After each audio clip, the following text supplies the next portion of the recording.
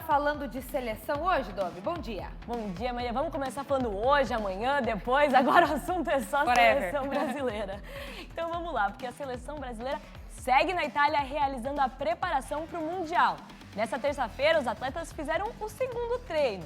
Falaram também pela primeira vez em coletiva. Vamos dar uma olhadinha.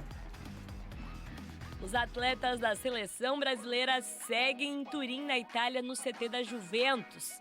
Nessa terça-feira aconteceu o segundo treino do Brasil. Quase todos os jogadores participaram, com exceção de Marquinhos, que chegou na Itália com dores, mas nada que preocupe o técnico Tite. O treino contou com a preparação física dos jogadores, direito a golaço e também trapalhada de Daniel Alves. O jogador deu uma entrada forte em Pedro, que ficou mancando no resto do treino. No final do treino, o lateral Danilo falou com a imprensa e destacou a preparação da equipe e o clima no vestiário. E chegar realmente, usar esse tempo que a gente está aqui realmente para recuperar as forças e chegar lá no Catar, né, na melhor maneira possível, fresco fisicamente, fresco mentalmente, que também é muito importante, porque esses últimos tempos, o cara quando joga 2 a 3 dias, ele não tem um tempo de desconectar, cara, é jogar, recuperar, jogar, recuperar. É só isso. O legal desse grupo, assim, que realmente existe, ele é homogêneo, assim, existe essa mistura entre os mais experientes e muitos mais jovens, né? Entretanto, é muito legal porque eu vejo muito nessa geração, né, mais jovem um senso de responsabilidade que eu não tinha visto antes, assim, no futebol em geral, né? Então, isso é uma coisa que faz a diferença, né, nesse tipo de competição, faz a diferença no futebol em alto nível, e essa geração tem isso, tem um senso de responsabilidade incrível, apesar das brincadeiras, apesar das risadas, o Casemiro fala, o Vini, o Militão, o Paquetá, eles dão risada o dia inteiro, é incrível, é legal, às vezes eu falo, ri mais baixo, mas é um senso de responsabilidade incrível que eles têm em como se cuidar, em como preparar os jogos, na maneira de treinar, que é uma maneira assim, a 100% toda vez. Então, assim, isso é muito legal de ver.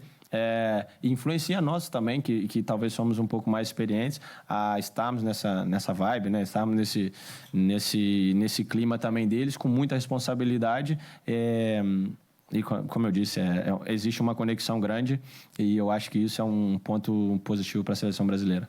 E para essa quarta-feira, a expectativa é conseguir reunir os 26 jogadores no treinamento. E a gente continua acompanhando a seleção brasileira e os treinos.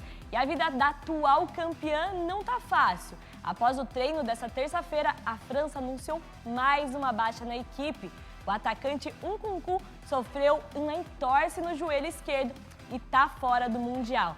Essa é o 5º desfalque da equipe. Além do atacante, a gente preparou aqui um telão. Tem o goleiro Mike, que também está fora, o Kimpembe, o Kanté e o Pogba. E agora a gente continua falando de seleção, só que é a seleção brasileira feminina, que entrou em campo pela última vez nesse ano, no amistoso contra o Canadá. O Brasil superou as canadenses e venceu por 2 a 1. Quem fez o gol foi a Bia Zanerato e a Aninha para o Brasil. E a Ashley descontou para o Canadá. Com essa vitória, o Brasil acaba o ano com muitas conquistas, viu? E agora a gente, infelizmente, dá uma notícia muito triste.